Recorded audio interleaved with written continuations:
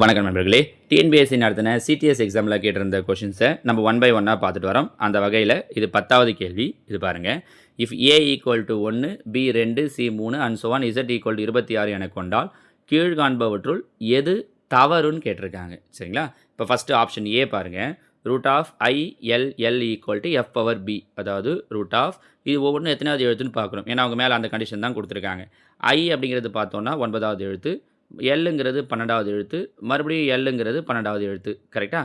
அப்போ 9க்கு ரூட் எடுத்தோன்னா 3, 2 12 இருக்கிறதால ரூட் எடுக்கிறப்போ ஒரு 12 ஆகிடும். அப்போ 12 என்ன கிடைக்குது அப்படின்னா 36.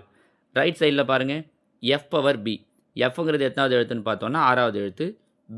பிங்கிறது 2வது எழுத்து. அப்போ 6 பவர் 2னா என்ன கிடைக்குதுன்னா 36 தான். ஸோ இங்கேயும் 36, இங்கேயும் 36. அப்போ LHS RHSம் ஈக்குவலாக இருக்குது. ஆனால் அவங்க என்ன கேட்டிருக்காங்கன்னா எது தவறுன்னு கேட்டிருக்காங்க. அப்போ இது சரியாக இருக்குது. இது ஆன்சர் கிடையாது.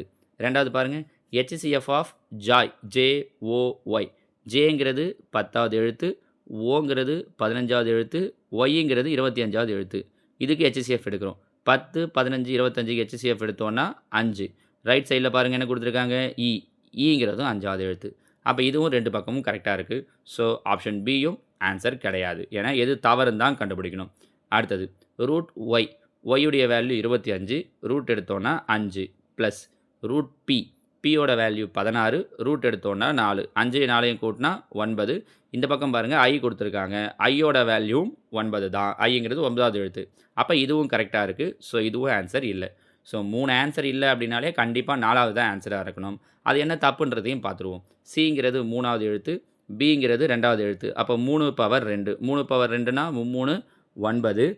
ஈக்குவல்ட்டுக்கு அந்த பக்கம் என்ன கொடுத்துருக்காங்கன்னா எஃப்னு கொடுத்துருக்காங்க. எஃப்ங்கிறது எத்தனாவது எழுத்து அப்படின்னு சொல்லி பார்த்தோன்னா 6வது எழுத்து. கரெக்டாக? 9 6 ஈக்குவல் கிடையாது, நாட் ஈக்குவல்ட்டு. ஸோ இதில் பொருந்தாதது எது அப்படின்னு சொல்லி பார்த்தோன்னா ஆப்ஷன் டி.